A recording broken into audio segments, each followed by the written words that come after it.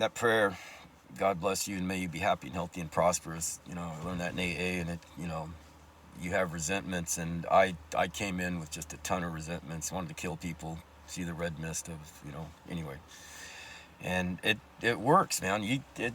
It magically worked for me. I could say, and you bastard at the end, and it works still. It took care of my resentment. If I'm praying for you, what I want for me, and that's kind of when I said, okay, these are not Christian people. I kind of knew, it's in my gut what these people were.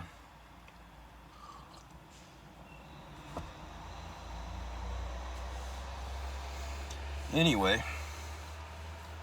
so I made like 3 or 4 trips down to Oregon. I applied to the University of Oregon. I ended up getting denied. That kind of messed me up. That kind of took a little bit of the wind out of my sails. I wish I had, but I'm glad I didn't, because I'm not doing all that stuff I'd have to be doing, writing papers and reading and being at class, whatever, even online, whatever times during the week.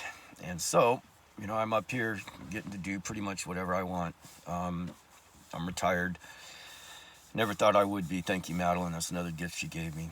She allowed me to retire. Have everything I need for the day, today, tomorrow, hope for next week.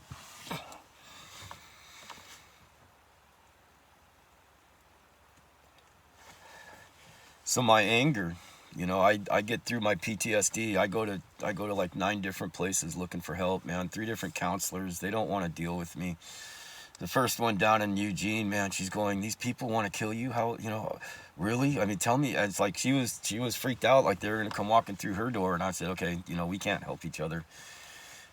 Couple up here, man, Jamestown. This guy's the second time I've been to him. He did not, all he did was ask me the questions on his screen. He didn't give me any feedback whatsoever. I've been to 3 or 4 counselors, sessions, multiple 10 sessions, 15 sessions, that's what it takes.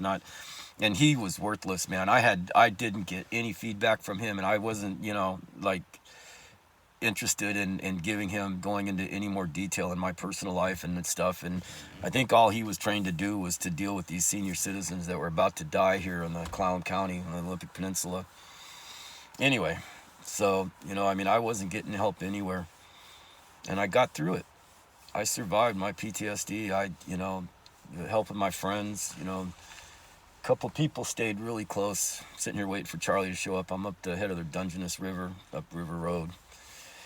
It's a cool place. We're gonna go walk here in a little bit.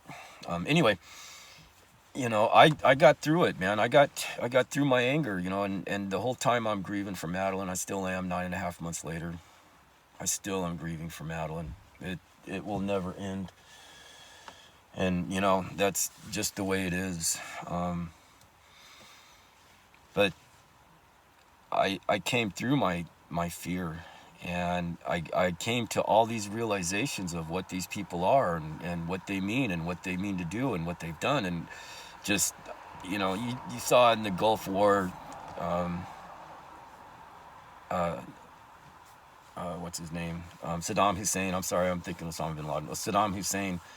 And, that was pure evil, man. We saw that on a world stage. And, I never thought that I would see in my lifetime that type of evil. I mean, just pure evil. And that's what these sages are. And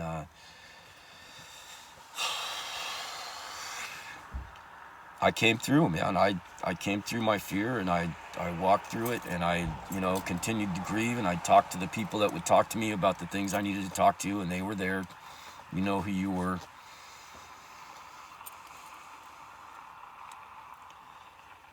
And like I learned in AA, my fear turns to anger. And my fear, I don't have an ounce of fear in my body nowadays. It blows me away that I can honestly look at myself in the mirror and say, there is nobody on this earth that can do anything to me that I give a fuck about. Really, there's nothing. You can't hurt me. They can't hurt me. They'll never get the chance to hurt me, Didn't know I was playing. I walked circles around them. So anyway, started texting them. You know, I started. I called him Dell POS boy. You know, I said. One of the things I said I loved it was I go, Fight Club, testicle scene, POS boy. I ain't cutting no fucking rubber band. Texted that to him, man. I mean, you know, I started texting Rusty, and he's texting me back, and they think that I was on drugs and shit, and that I was all fucked up, and that, you know, I just am out of my mind. I mean, he's taking me out, well, you know, drugs and shit, and I'm going, that's when I go, hey, man, Dr. Zeus, you got dumbass 1 and dumbass 2, you know, and Rusty, man, you're fighting to be dumbass 1. So anyway, you know, I had fun with that, man. He texted, I'm just like, dude, you're out of your league, man. And one time I get this text from Rusty's phone, and it goes, this is Rusty. And I'm going, yeah, sure it is, Dell, you dumb fuck. Yeah, dumb fuck 1. So it's either dumbass or dumb fuck 1 and 2, man, Dr. Zeus. You know, they truly were, man. I texted them, you know,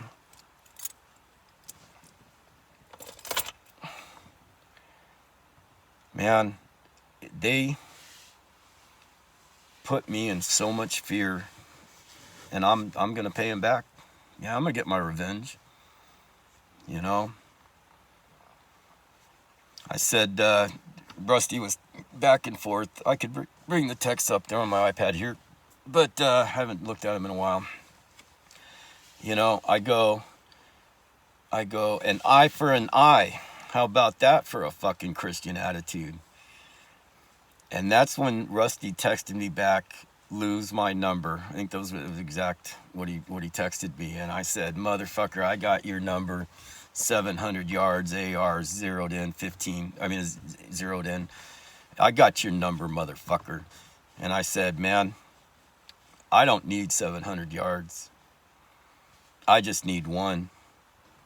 And I don't know if I'm going to let you see me or not. You know, so I'm texting this type of shit to him. I'm messing with Judy.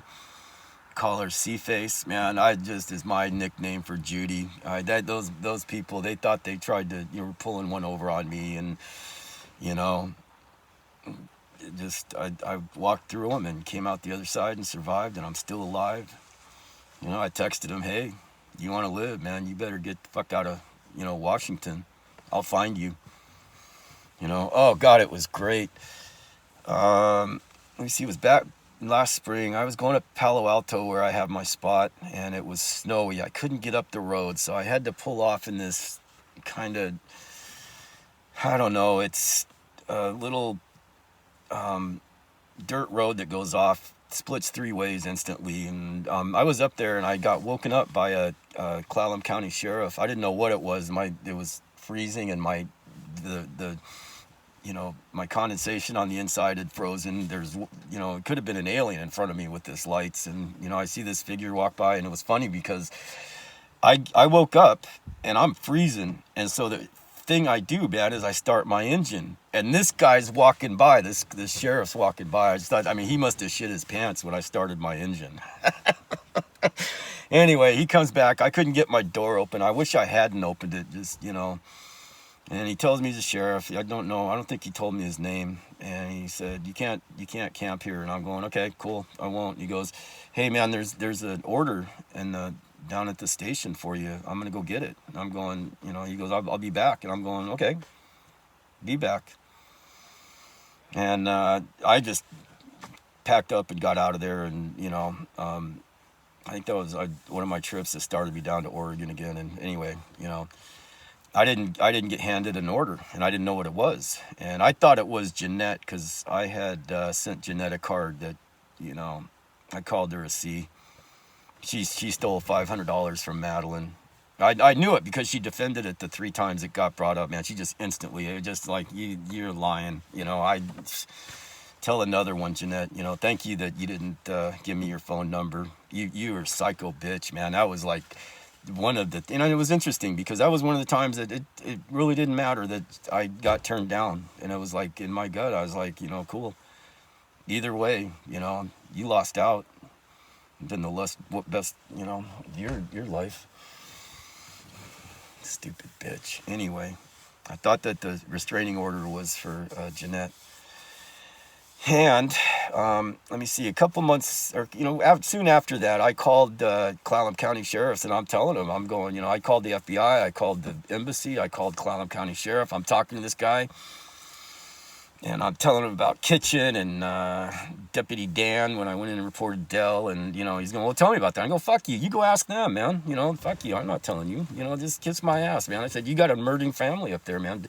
Rusty Sage killed Mirsad Sarah. Can you prove it? No, but I mean, you have a murdering family up there. Go clean up your mess. Shit. And it was that phone call when I was just, he goes, well, wait, there is an order, and it's from Delman Sage. I'm going, really? Delman Sage has a restraining order against me. My first text to them, to Judy, was what? POS boys, a victim? Restraining order? It'll never be served. And it's been 5 months, 6 months, hasn't been served. I won't accept it. If I get it, man, he's a dead man. I will go cut his nuts off and fucking stuff him down his throat and choke him with them. So, that Del Sage got a restraining order against me. And I never did, because what the fuck good is it going to do? It wouldn't, I don't know what stopped him that day he fired those 2 shots. I don't know what stopped him. If his son was on his arm, his wife, if they're gone, if the sheriff was standing there, I don't know. But I had fun with them, man. I was fucking with them. I was telling them the things I was going to do. I killed somebody in California, put some guy in a coma. All the judge said was I'd have hit him harder. I'm telling Rusty this, man. And he's, they got to be getting their heads together. John, again.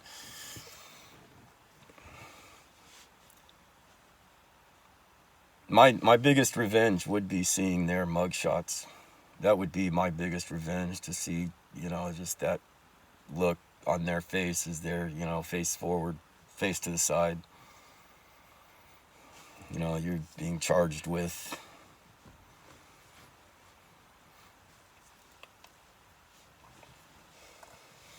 So anyway.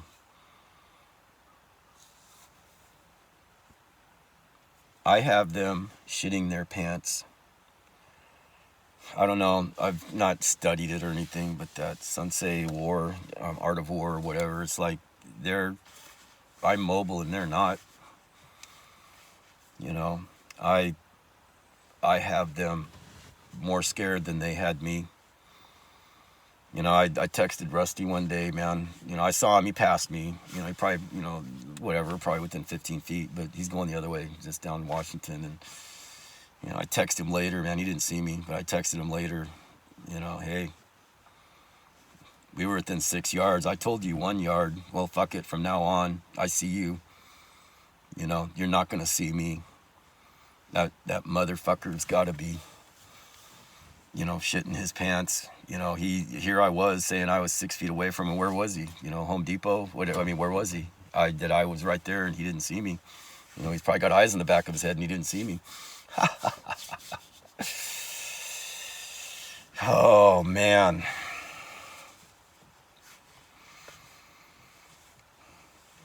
What else did I text to them? I mean, I got those people right where I want them. They are scared. I'm going to give them at least 11 and a half months of being in terror. Call I told, when I said that, hey, an eye for an eye, how's that for a Christian attitude? I hadn't said anything up till then about Mirsad Sarek and him killing Mirsad Sarek. But when I said that, and then, I went quiet for a month or two and just didn't do anything. And then I opened up again and I said, man, an eye for an eye, dumb fuck too. You killed Mirsad Sarek. I think you killed your son. I don't think he killed two, he committed suicide. And I, texted Judy and Dell, man, just same thing, man. And, an eye for an eye, you see face, and POS boy. And you murdered Mirsad Sarek. You pre-planned it and set it up. It was, you guys had it all down. You distracted Madelyn. You were as much a part of shooting him in the middle of the chest as your son was. An eye for an eye. They saw what a Christian man I was. They saw that I never lied. They saw how faithful I was. They saw me as me.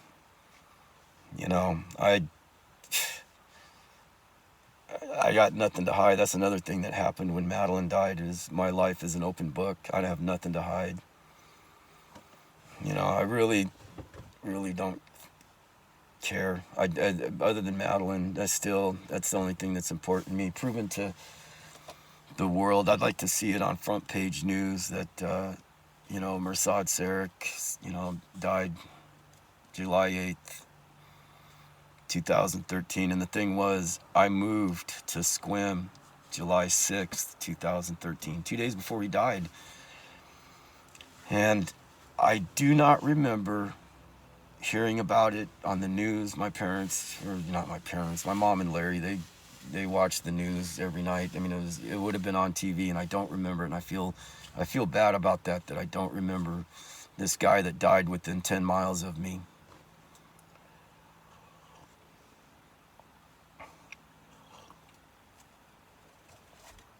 A suicide up here would have been, in passing, in the paper, the 3-4 page paper they got here.